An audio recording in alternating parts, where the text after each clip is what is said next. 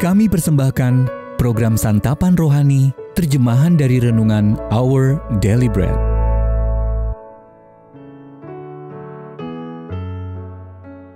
Sahabat ODB, pembacaan Alkitab hari ini terambil dari Lukas pasal yang ke-23, ayat yang ke-49 sampai dengan ayat yang ke-56.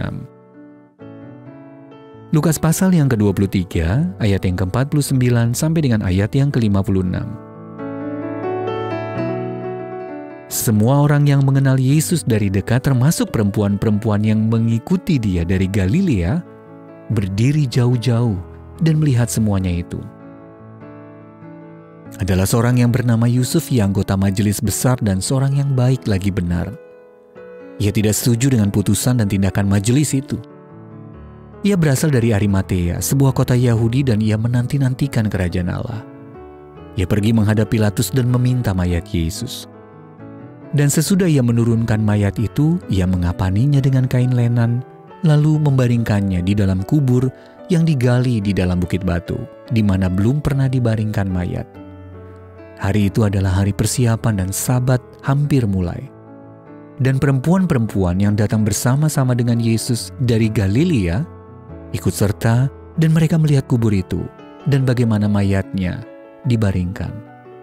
Dan setelah pulang, mereka menyediakan rempah-rempah dan minyak mur. Dan pada hari Sabat, mereka beristirahat menurut hukum Taurat. Ayat mas renungan hari ini terambil dari Lukas pasal yang ke-23 ayat yang ke-49. Semua orang yang mengenal Yesus dari dekat berdiri jauh-jauh dan melihat semuanya itu. Renungan hari ini berjudul Memutar Waktu Kembali, ditulis oleh Tim Gustafson. Andai saja waktu bisa diputar kembali, ratap seorang pria saat menyampaikan eulogi bagi temannya yang meninggal dunia dalam usia muda. Kata-katanya menegaskan kepedihan yang dirasakan hati manusia sejak semula.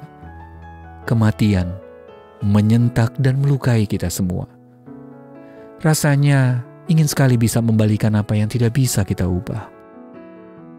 Keinginan untuk memutar waktu kembali juga menggambarkan perasaan para pengikut Yesus setelah kematiannya. Meski tidak banyak bercerita tentang saat-saat mengerikan tersebut, kitab-kitab Injil mencatat perbuatan sejumlah kecil sahabat Yesus yang setia. Yusuf, seorang pemuka agama yang diam-diam percaya kepada Yesus, kita bisa lihat dalam Yohanes pasal yang ke-19 ayat yang ke-38, tiba-tiba memberanikan diri untuk meminta mayat Yesus dari Pilatus. Renungkan, apa yang perlu dilakukan untuk memindahkan mayat dari kayu salib yang mengerikan dan mempersiapkannya dengan hati-hati untuk penguburan.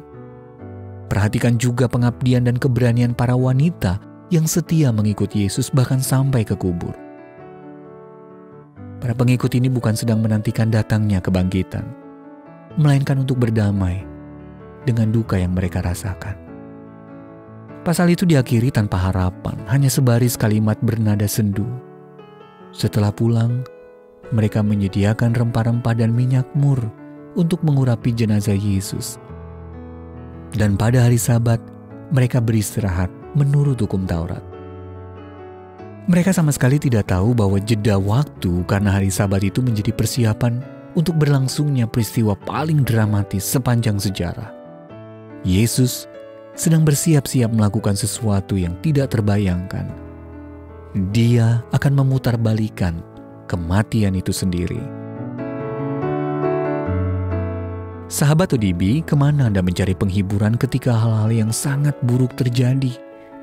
Dan bagaimana Anda dapat menjalani kehidupan dalam perspektif kebangkitan Kristus? Ya Bapa, hari ini aku kembali merenungkan apa yang mungkin dialami di antara hari penyaliban dan hari kebangkitan putramu. Aku bersyukur Dia telah membalikan kutuk dosa demi diriku.